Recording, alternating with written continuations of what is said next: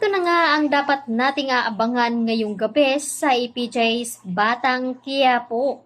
Dito na nga hindi inaasahan dito ni Brando at ni Divina na sa kanilang pagpunta doon sa Mondragon Hotel ay nakasunod pala itong si Tanggol dahil nagmanman na nga ito doon sa kasa kung saan ay nandoon ang mga sasakyan ni Divina at kabisado nga ito ni Tanggol dahil matagal na nga silang magkasama habang ito namang si Rocky Boy ay inutos dito sa kanyang assistant na kailangan papasukin itong si Ponggay dahil special nga ito na bisita at papunta na nga rin doon si Ponggay sa hotel ng mga Mondragon upang formal na makilala si Mystery Man at hindi nila alam na nandoon din pala itong si Tanggol dahil gusto nga ni Tanggol na makapaghiganti dito kay Divina dahil hindi niya matanggap ang ginawang pagtraidor dito sa kanya.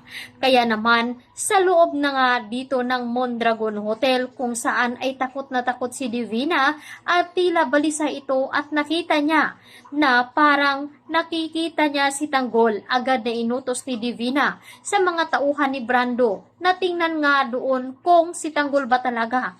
Ngunit kitang-kita sa mga mata nito na si Tanggol nga ang kanyang nakita. Kaya dali-daling sumigaw si Divina at sinabi niya dito kay Brando na nasa itaas nga daw itong si Tanggol. Samantalang si Ponggay naman kung saan ay nakapasok na nga siya sa loob ng hotel ng mga Mondragon at pinapunta na nga ito sa kwarto kung saan ay doon naghihintay si Rocky Boy. Matapos ngang nagkita ang dalawa ay pinagpalit agad ito ng damit dahil meron na palang nakahanda si Rocky Boy na gagamitin dito ni Ponggay. Kaya nagulat si Ponggay nang bigla siyang haplutin dito ni Rocky Boy at dito na nga ay ang akala ni Ponggay ay makakaya niya itong si Mystery Man. Ngunit malakas pala ang puwersa nito. Kaya hindi nga kinaya dito ni Ponggay hanggang sa tumawag ito ng tulong. Ngunit wala namang makakarinig sa kanya.